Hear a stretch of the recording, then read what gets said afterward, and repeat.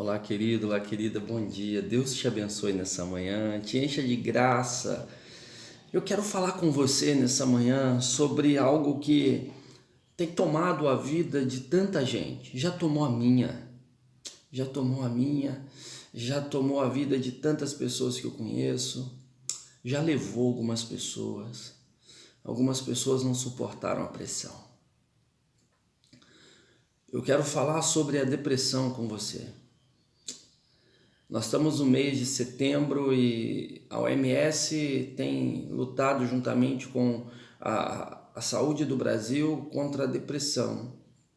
E no mês de setembro fala-se sobre a prevenção do suicídio e uma série de fatores. Mas eu não vim aqui falar com você hoje da forma patológica de lidar com isso.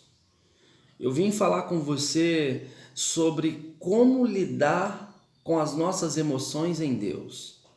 Como proteger as nossas emoções em Deus, como se fortalecer em Deus e não deixar com que as nossas emoções nos dominem. Porque uma vez que eu consigo, querido, lidar com as minhas emoções, dificilmente eu sou levado, eu sou tomado por uma condição assim. Mas deixa eu dizer para você uma coisa, não é a questão da depressão, não é a falta de Deus na vida da gente, não é coisa do diabo, não é uma situação que te faz muitas vezes dizer que você não tem fé em Deus. Não é. Durante muito tempo as pessoas acreditaram nisso, principalmente aqueles que servem a Deus, que caminham com Deus, acreditava que não se podia de forma alguma se render a isso, e isso é do diabo, e é mentira. É mentira. 1 Reis capítulo 19, verso 4, mostra Elias após vencer uma batalha com o povo de Deus. Querido, Elias, um profeta de Deus, um homem de Deus, ele vence uma batalha, é confrontado por Jezabel, ele não suporta a pressão, ele não suportou a pressão do confronto, ele fugiu e desejou para si a morte. 1 Reis capítulo 19, verso 4. Elias, após vencer uma das grandes batalhas para trazer o nome de Deus para o povo de Deus, ele foi tomado por uma depressão a ponto de desejar morrer. Deixa eu dizer para você uma coisa, meu irmão, deixa eu dizer uma coisa para você, minha irmã, deixa eu dizer uma coisa para você, querido, para você, querida, tem jeito para esse negócio, tem solução, dá para sair desse negócio, dá para sair, a gente precisa acreditar que dá. Elias, quando ele se viu nessa condição, ele foi para o deserto.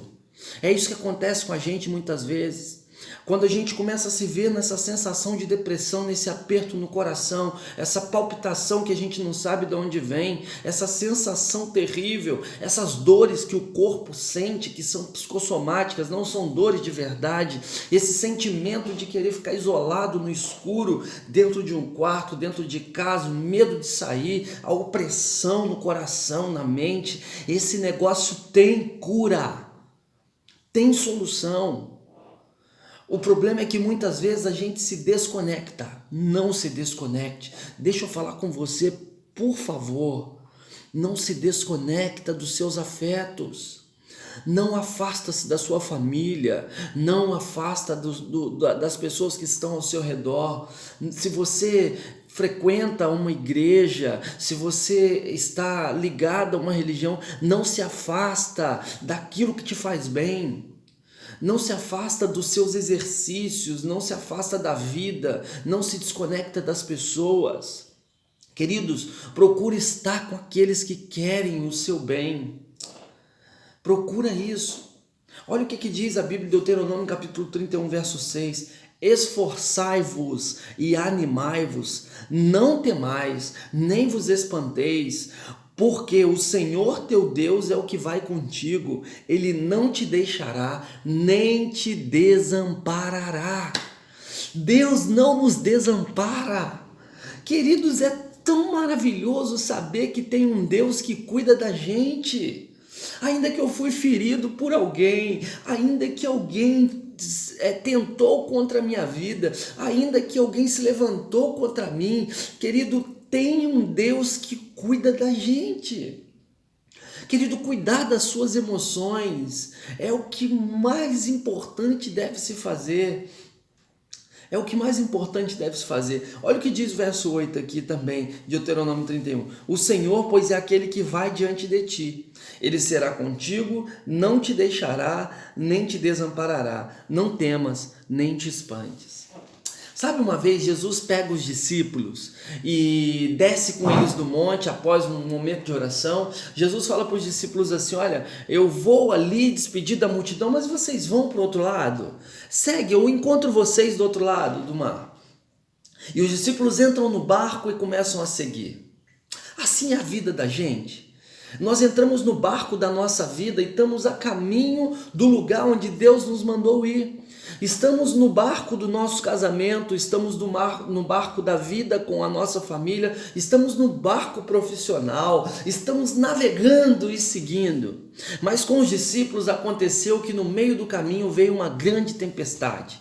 E essa tempestade foi tão forte de modo que o barco quase ia a pique, o barco quase ia afundar. Mas os discípulos estavam ali desesperados, descontrolados.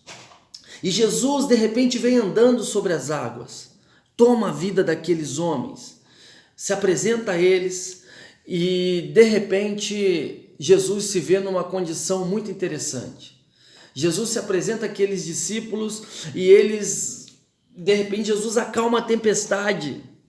Pedro diz: Senhor, se for o Senhor me manda ter contigo. Jesus fala: vem. Pedro pisa sobre as águas. Ele dá uns passos, quando ele começa a querer cair, o Senhor o pega pela mão. O que eu quero dizer com isso? A coragem e a ousadia de Pedro para pisar, ainda que fosse no mar tempestuoso, o fez viver o maior milagre da vida dele: andar sobre as águas. Querido, deixa eu dizer para você uma coisa: se o seu barco não está dando conta do caminho, pisa sobre as águas, caminhe sobre a tempestade. Deus é com você. Em nome de Jesus, deixa eu dizer para você, não se deixe levar por isso não. Eu queria que você escrevesse nos comentários desse vídeo aqui um pouco se você está vivendo isso, se você tem tido uma experiência triste. Durante os próximos dias eu vou estar falando sobre isso. Amanhã eu vou começar a contar para você como foi que eu comecei a me ver no estágio depressivo. E depois o que eu fiz para sair dela e o que eu faço até hoje para não ser tomado por ela mais. Deus abençoe você, que você tenha um dia de paz. Deus é com você, em nome de Jesus. Se você me conhece, tem meu contato, manda uma mensagem para mim, fala comigo, eu quero ajudar você.